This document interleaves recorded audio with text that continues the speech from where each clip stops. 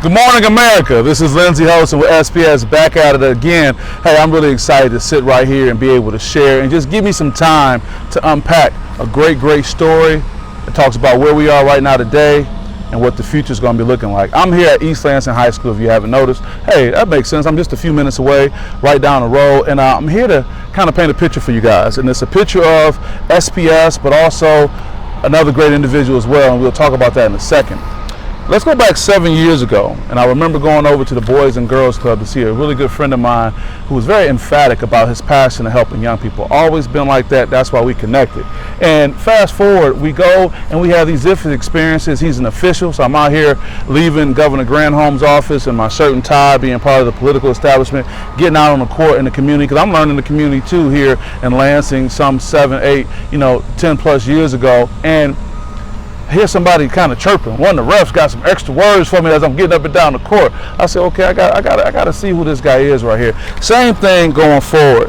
Then I get over to Eastern High School, the original Eastern High School, the one that they're talking about may be unsalvageable right now. But I get over there and I connect with this brother who's all about dealing with these young people, respecting them, gaining their respect, working with the adults. Everywhere he goes, there's a breath of fresh air and there's a path forward. And then now I get the news that there's been some rumblings in the community, and this man that went over to Everett High School, which I'm familiar with because my work with the Lansing School District, and really was making some headway. And now I get these rumblings that things have changed, and there's a different story I want to talk about right now going forward. And who am I talking about? My guy, great brother, Ronshon Fisher. Brother, how you doing? Doing well, man.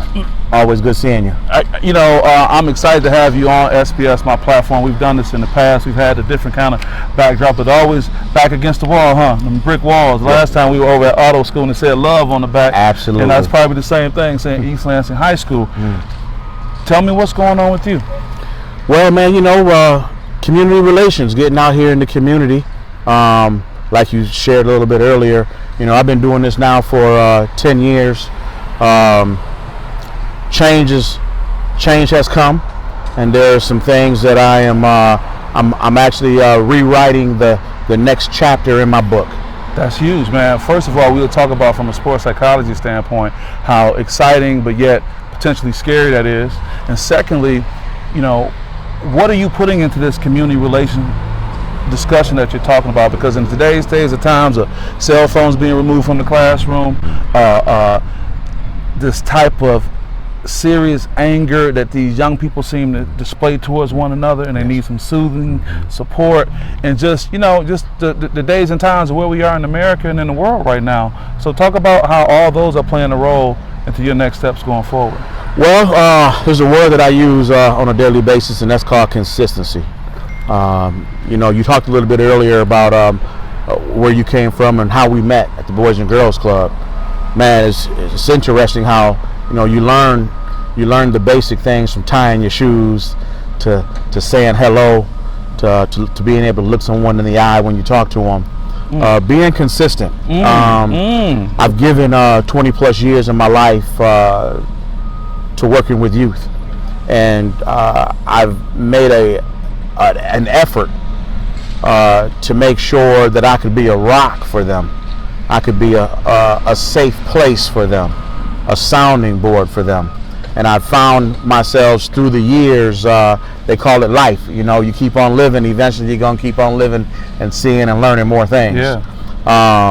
The journey has taken me a lot of places throughout the city of Lansing over the past years. And right now our youth, they are looking for something that's real. They are hungry. Their bellies need nourishment, and it's not just me. There are other leaders out there in the community that are also doing their part. But one of the things that I've taken a special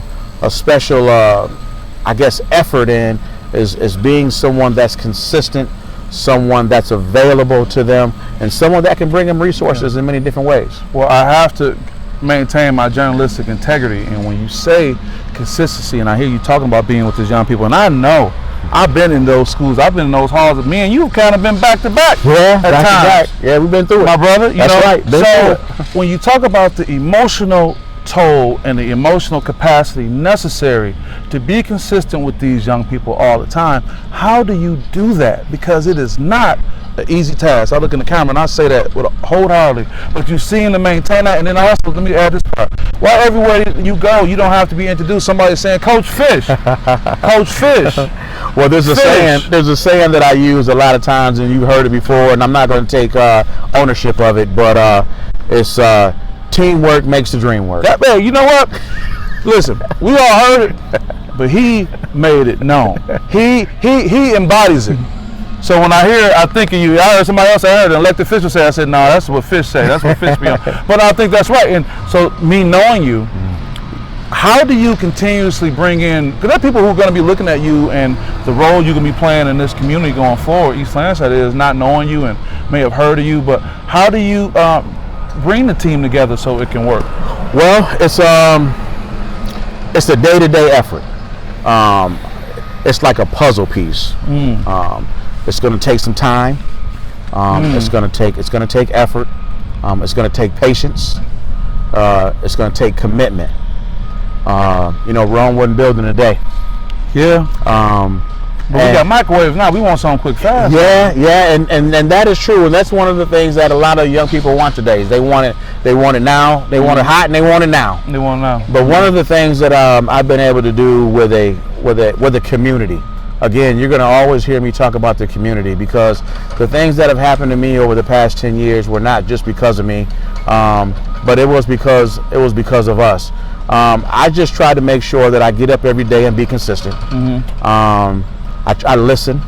I actually listen, meaning take the time to hear what the faculty, the staff, and most importantly, the young people have to say, and then I try as best as I can to either match them up with others of such likeness, because I can't do it all. Right. I used to get up and down that court a little bit. No, I'm a referee, so I really get up and down the court on y'all. The refs are us for sure. Right. A little plug right there. But really, what I do is I try to find when situations arise, I try to find individuals or adults who have been down that road, or who've been through that, because it's easier for them to tell them something as well. But someone has to be willing to tell them. Yeah. Because someone has to be willing to listen. I got you. And so it's a combined effort. I agree. And for me, I've been blessed to be able to meet.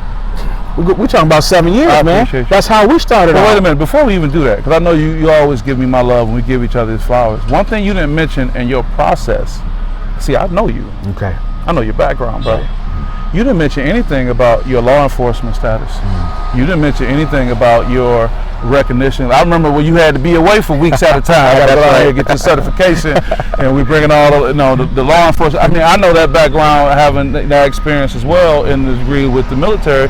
So let's come on, man. Let's dive into it. Yeah. Well, Lansing School District, man, they gave me an opportunity to join the Department of Public Safety.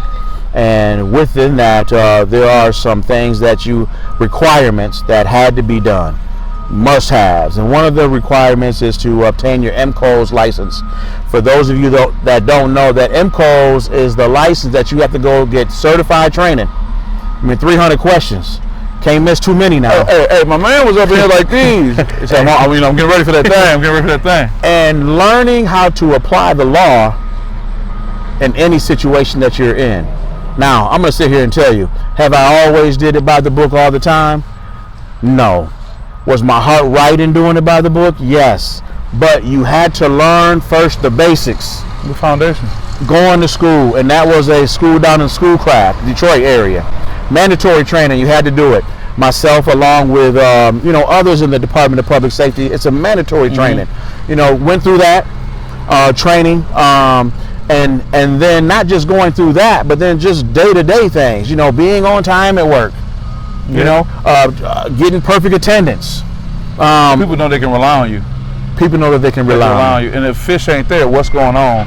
Because Fish is normally here and available. That's true. Yeah. And again, when you talk about building a team, I'm going to give her flowers, as they say, because she deserves them. Cordelia Black. Shout out to Black. Man, listen, Cordelia Black, she built us. She built us up. And one of the things that she told us was, if you're going to do this line of work, do it the right way. No shortcuts. No shortcuts. So I remember when everybody else was out playing, hanging out, man, I was studying. You wasn't with me shooting in the gym. You put my work. Hey, No, no. for the record, you were serious about it. You inspired me. Serious about it. As a matter of fact, I was going through my master's program, and that's another way we was connecting, because he was coming like, hey, I got some work to get done on a high level. And you did that. And the reason I wanted to let the community know about that, but also in the same sense, talk about how you don't have to lead with that. So here's a question I have for you. And you tell me, you can take it the way you want. What does discipline mean to you? Willing to be selfless, willing to give what you have out your pocket to the next person, even though you're hungry too. Being willing to call that friend up because you know that that friend has the answer that maybe you don't. You know, I'm a club kid, I always say that. And it was through the Boys and Girls Club that I learned about discipline, about being selfless, learned about sharing and caring for real. Like when dealing with students, pre-K all the way up, if they had a question, I really would stop and I really would listen. And I would take it serious. I've seen it myself. I wasn't just, you know, when the bell rang, trying to run out the door. I've done so many things in my life, or you know, for the city, for the community, giving back. Which is the baby rucker? Oh, the rucker. You know about the baby rucker. You know about the baby rucker. You only need 4, 5 if you want to stay alive. But come on now, baby rucker. And what you did with that community, and where it was a place to come, place to be, which is kind of working to the final question I had, but you kind of touched on that when I asked you about discipline. I talked about what this community is getting from you, but what is the expectation from them? Again, teamwork makes the dream work. We can't do it by ourselves. We're living in times right now where we have got to come together for real. And not just this community, but all communities around the country. You know, they always say it starts with somebody. Today, it's starting with me. Tomorrow, just might be you. But just know this, we can do a lot more together than we can apart. East Lansing High School. I'm coming in right now, willing to help. I'm not Superman. I just want to do my part. I want to be able to help those that I can help. I want to be a sounding board for those who need someone to talk to. I got some years of experience, young 52 years old, and I've been through some things, but I didn't get here by myself. I got here because of a community that believed in me, a city that gave me all they had, and in return I gave them all I had. And now as we're beginning to enter into the next phase, East Lansing High School, I'm going to give you all I got. And all I got is a lot. But I'm counting on you to carry that torch with me and raise the bar. Continue to raise the bar as you've already done, East Lansing. You've already raised the bar. What I want to do is I just want to raise it a little bit higher. And I want to do it with you, hand in hand. Again, teamwork makes the dream work. I'm excited about the next phase of my life. I'm excited about the journey. I'm excited about the young people and what's going on in their lives. Just know this, you can count on me. I look forward to seeing you and meeting you at the finish line, because at the finish line we all win together. Brother, you brought it home so great, and all I'm going to say is he will show up every day, and I don't just mean attendance. He will be there for you. Number love. I appreciate you. Congratulations on your success, and congratulations to East Lansing for this great resource that's going to be here, Mr. Ronshon Fisher. With that being said, Lindsay House with SPS, and we're going to see you guys in a minute. My man. Blowing me away. My guy. Wow. Peace.